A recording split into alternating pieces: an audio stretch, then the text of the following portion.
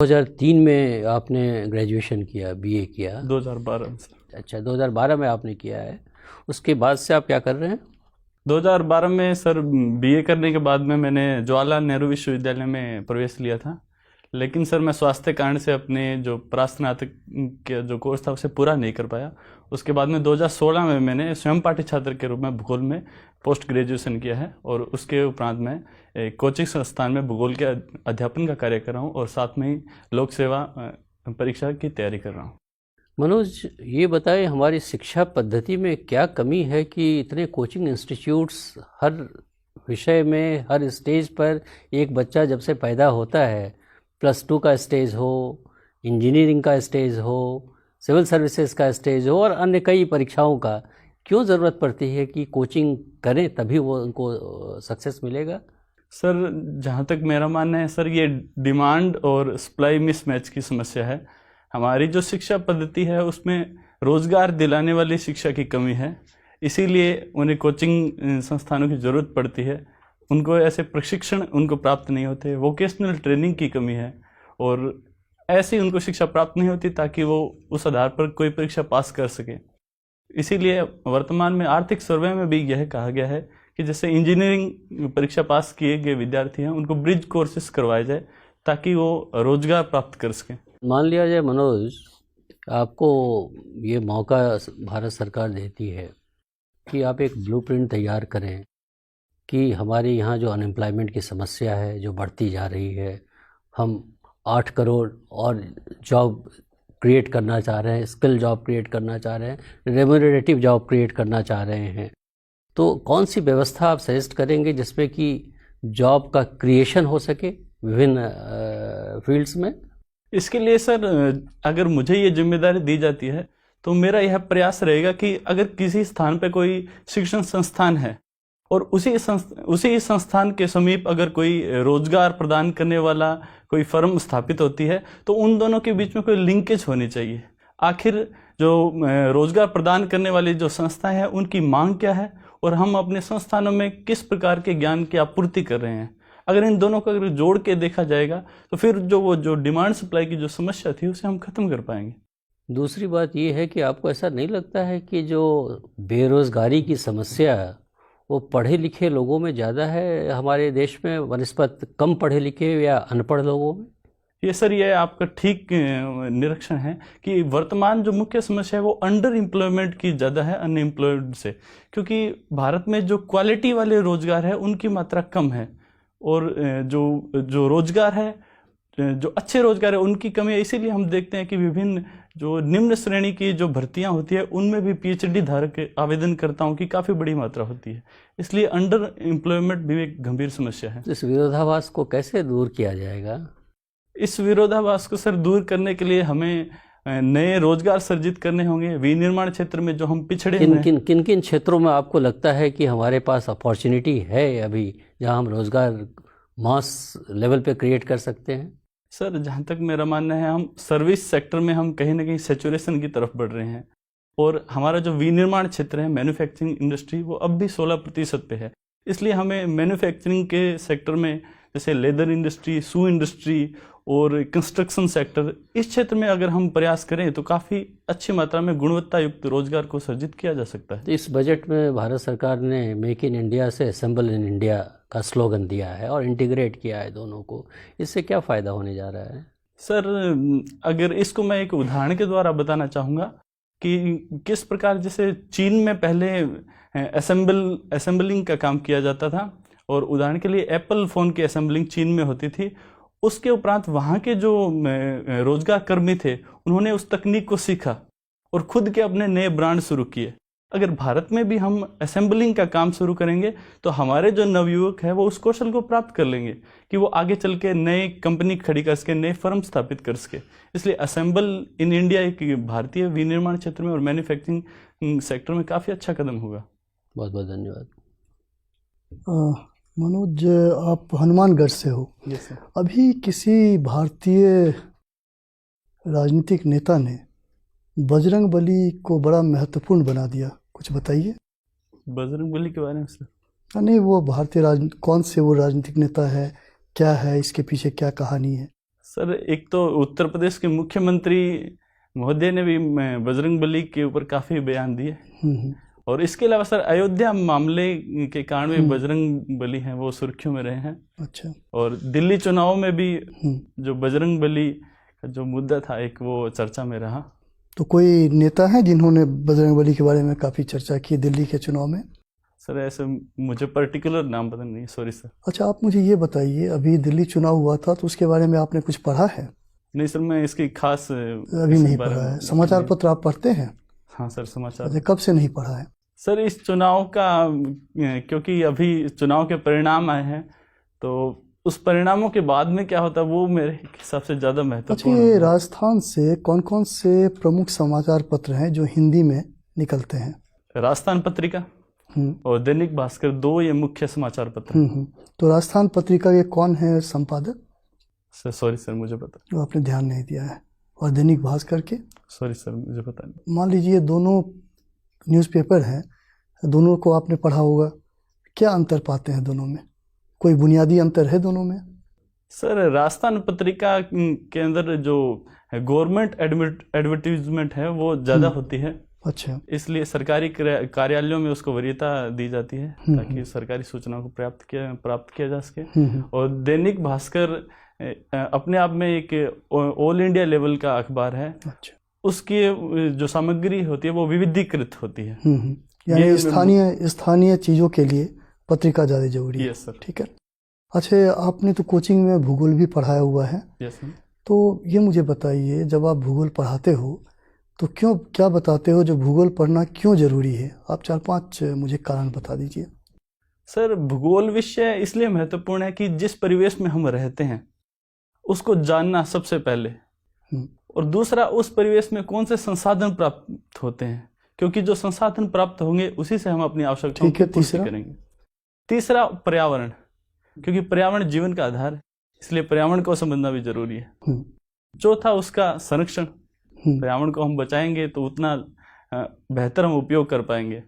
उसके अलावा सर भूगोल का एक मुख्य जो फायदा ये है कि हम यह समझ पाते हैं कि कौन कौन सी लोकेशंस कहाँ कहाँ अवस्थित है, इसलिए यह स्थितियों संबंधी हमारे ज्ञान में भी वृद्धि करता है। आपने कार्बन फुटप्रिंट का नाम सुना है? क्या है ये?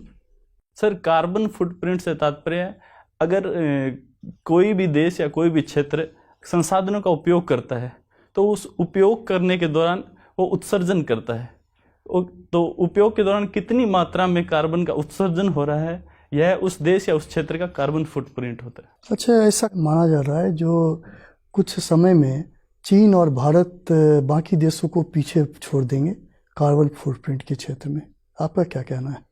सर ये जो चीन और भारत के ऊपर ये जो बात की गई है, यह मेरे हिसाब से यह उनकी जनसंख्या के आकार को देखते हुए की गई है।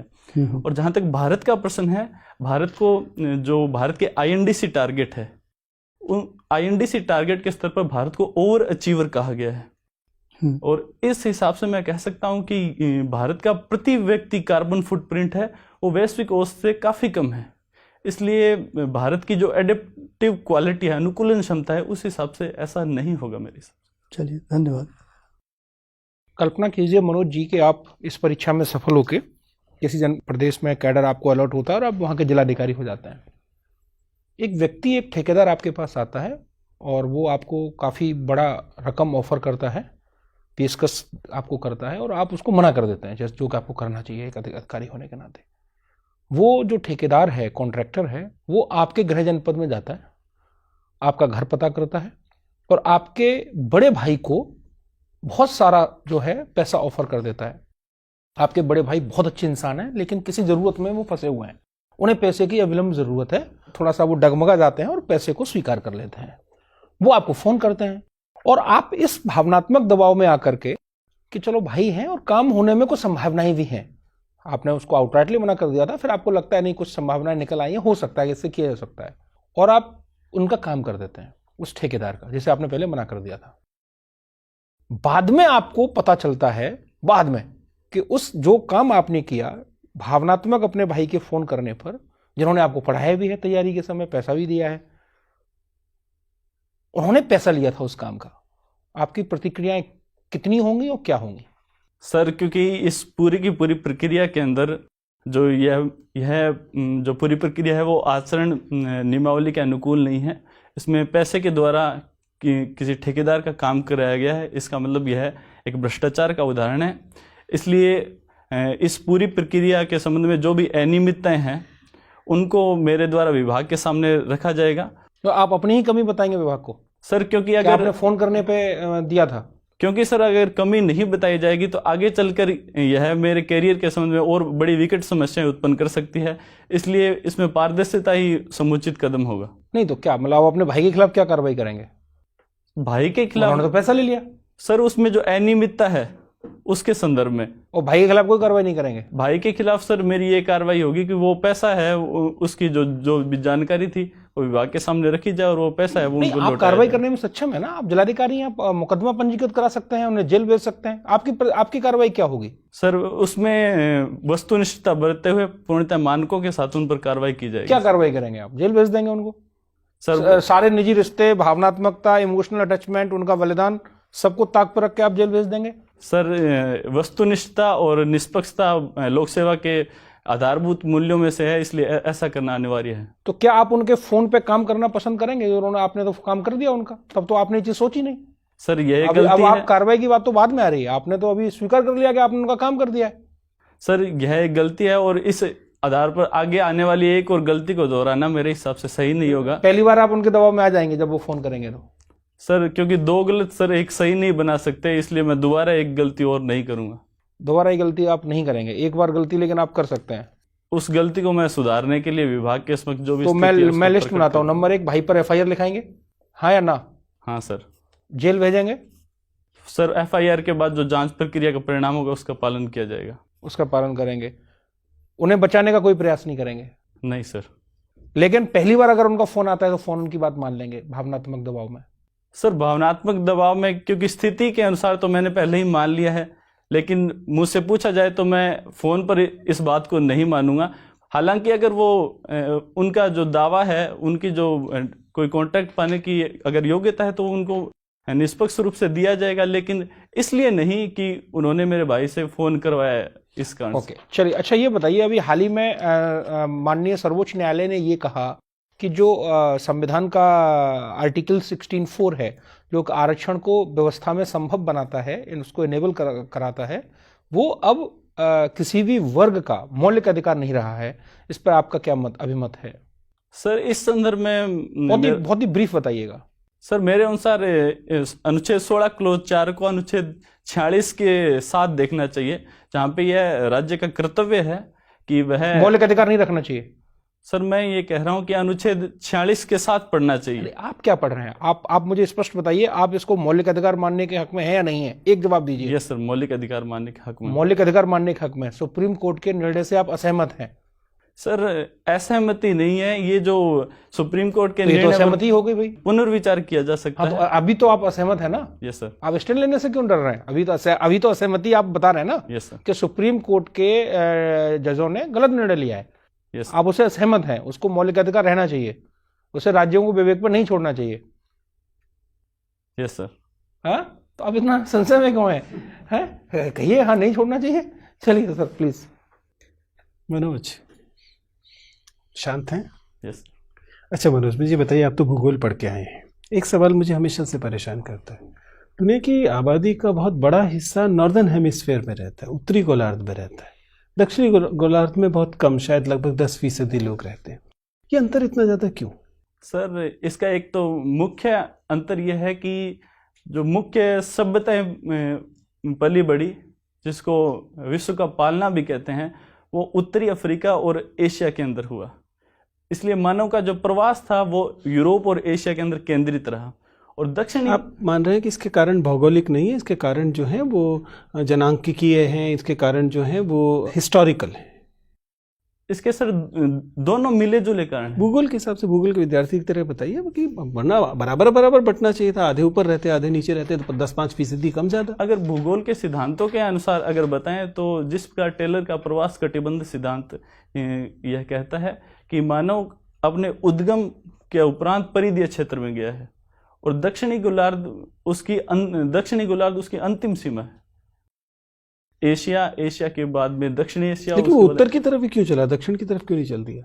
सॉरी सर, मैं ये स्पष्ट तरीके से अभी नहीं बता पा रहा। ऐसा तो नहीं कि बायोमास ही, लैंड मास ही उत्तर में ज़्यादा है और जाहिर है समुद्र में तो रहेगा नहीं। हाँ सर, यह एक कारण है सर। लेकिन लैंड मास का डिस्ट्रीब्यूशन कितना, कैसे है, उत्तर में कितना है, दक्षिण में कितना है? सॉरी सर, प्रतिशत मुझे नहीं पता है। चलिए छोड़ देते हैं। अब तो राजस्थान से आते हैं, मरुस्थलीय क्षेत्र है और अक्सर हम लोगों के दिमाग में एक सामान्य छवि होती है कि हरियाली अच्छी चीज़ है, मरुस्थल रिलेटिवली एक नुकसान की वह चीज़ है। लेकिन मरुस्थल के हरितीकरण के क्या क्या नुकसान हो सकते हैं? मान लीजिए सारा राजस्थान एक बड़ा फॉरेस्ट बन जाए, सारा रेगिस्तान एक बड़ा फॉरेस्ट बन जाए, क्या नुकसान होगा? सर, अगर रेगिस्तान के अंदर बहुत अधिक मात्रा में वृक्षारोपण कर दिया जाता है तो क्योंकि हमें पता है कि जितने अधिक वर्षा होंगे, वृक्ष होंगे, उतनी ही अधिक वर्षा होगी, और जो रेतीली मिट्टी है वो इतनी अधिक संगठित नहीं होती, और इस वजह से अधिक वर्षा वहाँ पे तीव्र अपरदन और ये जो मड फ्लो है उसका रूप ले सकती है। इसका उदाहरण हमें वृक्षारोपण के परिणाम स्वरूप लद्दाख के रेगिस्तान में भी देखने को मिलता है। इसलिए इसका एक दुष्परिणाम नलिका अपरदन हो सकता है। मनोज, भारत के प्रधानमंत्री एक बार पिछले दिनों अमेरिका गए और वहाँ पर एक हौडी मोदी करके इवेंट हुआ, जिसके बारे में कहा जाता है कि वह एक तरह का चुनाव प्रचार था। उसके बाद अब अमेरिका के राष्ट्रपति भारत आ रहे हैं, फिर एक इवेंट हो रहा है केमचो ट्रंप करके, और उसके विषय में भी माना जाता है कि यह मूलतः चुनाव प्रचार है, क्योंकि गुजराती समुदाय बहुत प्रभावशाली है अमेरिका में, इसलिए उसको प्रभावित करने की कोशिश है। अंतर्राष्ट्रीय जगत में देशों का स्थानीय चुनावों में शामिल होना या उसमें एक मुद्दा बनना, खासतौर से भारत का, आपको लगता है कि ये एक स्वस्थ चिन्ह है, एक स्वस्थ संकेत है, या आपको लगता है कि नहीं, ये एक अंतर्राष्ट्रीय पॉलिटी की, अंतर्राष्ट्रीय राजनीति की जो संतुलन होता है उसके खिलाफ है? सर, एक इसका सकारात्मक बिंदु तो यह है कि यह भारतीय डायस्पोरा की ताकत को दिखाता है। लेकिन अगर मान लीजिए वहाँ रिपब्लिक हार गए, डेमोक्रेट्स आ गए, तब तो वो बदला लेंगे। यह इसका एक नकारात्मक पक्ष है। इसलिए हमारी जो विदेश नीति है वो पार्टी लाइन से हटकर होनी चाहिए, यह बेहतर होगा। मुझे बार बार सर के सवालों के बाद से लग रहा है कि आप कोई निर्णय नहीं देते हैं। मुझे बताइए कि केमचो ट्रंप भारत को होने देनी चाहिए थी या नहीं होने? एक राष्ट्रपति आ रहा है, प्रधानमंत्री से मिले, राष्ट्रपति से मिले, बड़े महत्वपूर्ण लोगों से मिले और वापस जाए, उसे रैली क्यों करनी चाहिए? आपकी क्या राय?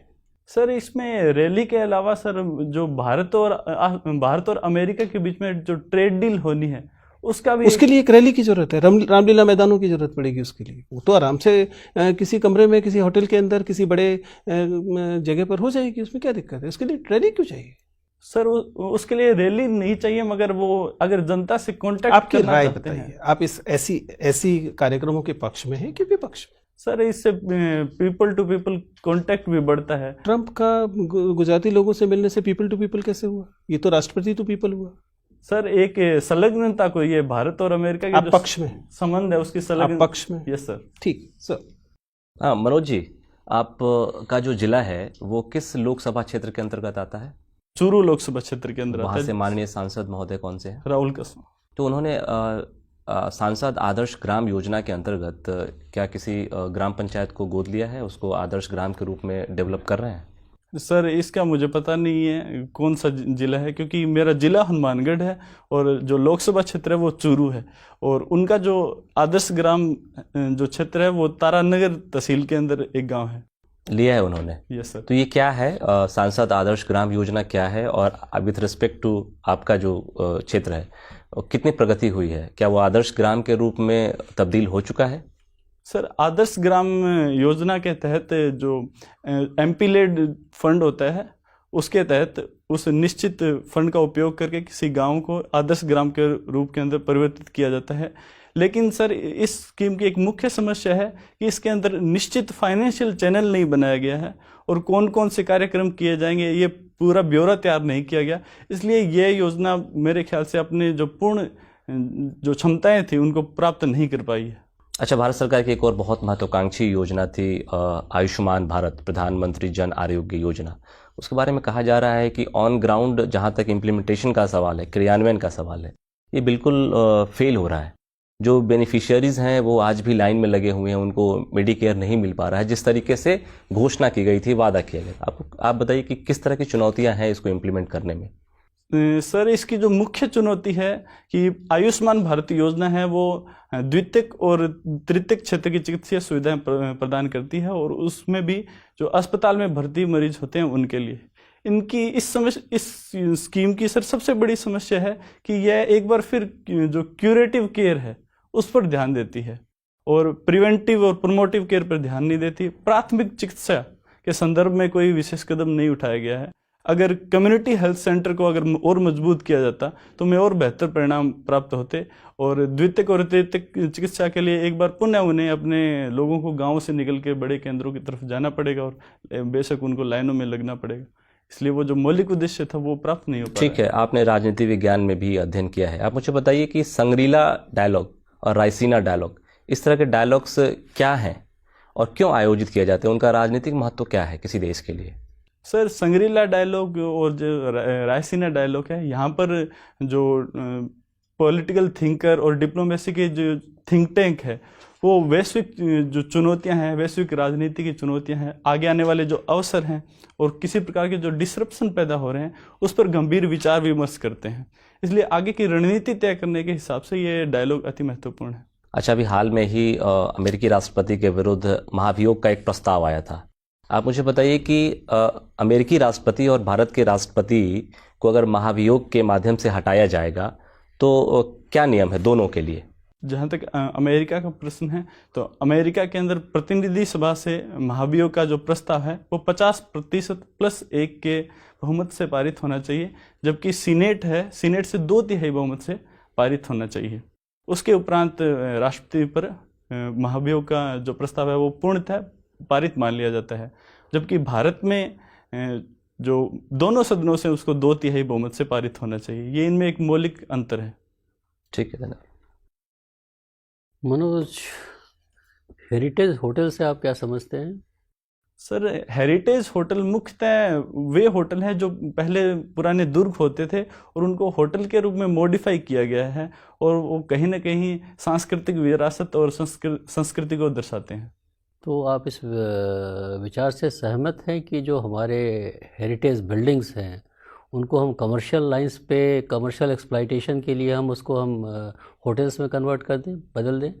सर, यह प्रथम दृष्टया तो हमें यह देखने को लगता है कि यह संस्कृति का वाणिज्यीकरण है, लेकिन सर इसको मैं एक उदाहरण के द्वारा बताना चाहूँगा कि किस प्रकार जैसे हनुमानगढ़ में भटनेर दुर्ग का किसी प्रकार कोई होटल का निर्माण नहीं हुआ, इसलिए उसने अपनी अब इम्पोर्टेंस खो दी और वो एक खंडर में परिवर्तित हो गया। अगर किसी प्रकार से हम पूंजी का अर्जन करके उसका वाणिज्यिक उपयोग करके उसको बचा पाते हैं तो यह हमारे लिए एक अच्छी बात होगी। अंतिम प्रश्न, मनोज कुमार, आप फिल्म अभिनेता मनोज कुमार या अभिनेता और राजनीतिक मनोज तिवारी, या आप मनोज बाजपेयी फिल्म अभिनेता, किसी के साथ आपको लगता है कि आपके गुण मिलते हों? सर, जो अभिनेता मनोज कुमार थे उनको मैं पसंद करता हूँ। कोई सामंजस्य उनके गुणों में और आपके गुणों में? सर, सामंजस्य तो मैं नहीं बता सकता क्योंकि उनका जो रियल लाइफ है वो तो मैंने नहीं देखी, केवल रियल लाइफ के बारे में जानता हूँ। उनकी कौन सी मूवी सबसे ज़्यादा पसंद है आपको? पूर्व और पश्चिम के बारे में सुना है। चलिए, बहुत बहुत धन्यवाद मनोज। Thank you. आपका इंटरव्यू समाप्त होता है, आप जा सकते हैं। Thank you.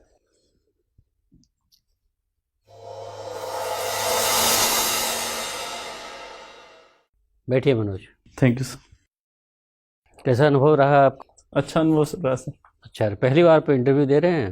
नहीं सर, ये मेरा दूसरा यूपीएससी इंटरव्यू है। लास्ट टाइम कब दिया था आपने? 2016 में दिया था। कितने मार्क्स आए थे पर्सनालिटी टेस्ट में? 173। Not bad. आप को पता ही है, इसलिए कुछ बहुत ज़्यादा बताने की ज़रूरत नहीं है। You have gone through this process, इसलिए आपको सब कुछ पता है।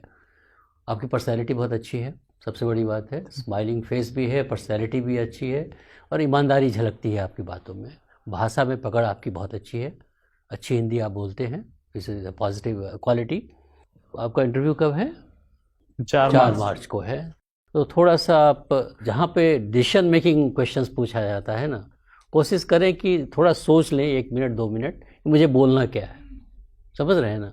फिर उसको नाप के तौल के फिर एक निर्णय जो ले लिया उसको सपोर्ट करते हुए, निर्णय कोई विवाद नहीं होना चाहिए, इस तरह की ले लिया मैंने ले लिया, कुछ पीछे कुछ चिंता कर लीजिए, मनन कर लीजिए कि नहीं हमें ये बोलना है, बोल के पीछे नहीं हटना है। फिर मुझे लगता है कि ऐसा ही होना चाहिए, क्योंकि आपको ग्रिल किया जा सकता है। तो जब आपको ग्रिल किया जाता है तो आप थोड़े से विड्रॉ कर जाते हैं, तो वो थोड़ा सा उस पर ख्याल रखिएगा। अदरवाइज करंट अफेयर्स, न्यूज़पेपर्स वगैरह अपना पढ़ लीजिए, वो आप बहुत अच्छे कैंडिडेट हैं आप। और इस बार रिटर्न कैसा गया है आपका? अच्छा, बस सेम सब्जेक्ट से गए हैं, इस बार निकल जाएंगे आप। मेरे हिसाब से आप इस बार निकल जाएंगे। हाँ, एक बस मुझे जो कहना है कि जब भी हाइपोथेटिकल क्वेश्चन पूछा जाए उसका एक ही नियम है कि उसे पहले मोड पे ही ब्लॉक करना है। जब मैंने आपसे ये कहा कि आपके पास फोन आया है, आई वाज एक्सपेक्टिंग कि बोले नहीं सर, मैं उनको कहूंगा उस आदमी को दोबारा मेरे पास भेजिए, इतना तो मैं कर लूंगा कि आप मेरे भाई हैं तो ठीक है, मैं आपको I will give him a second listening, but I won't compromise कि उनके कहने से मैं उसे काम दे दूं। आप वहीं फंस गए, फिर आप आगे गए, फिर और फंसते गए। जब भी हाइपोथेटिकल क्वेश्चन आए सारे इमोशन इश्यूज भूल जाइए, I will block it on the first turn. That is the basic theory of no hypothetical जो एथिक वाले क्वेश्चन होते हैं, पहले मोड पे ही डटक लगा दीजिए ताकि आगे निकले ही ना वो। Always remember.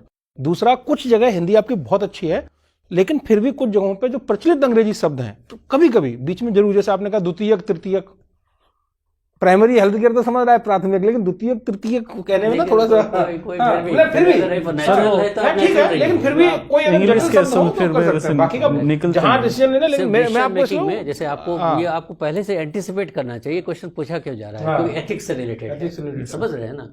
तो आप वो जहाँ पैरवी आया, किसी का पैसे की बात आई, उसकी बात आई, पहले ही ब्लॉक कर दो उसको, आगे जाने नहीं है क्वेश्चन को। Thank you. दो। All the best.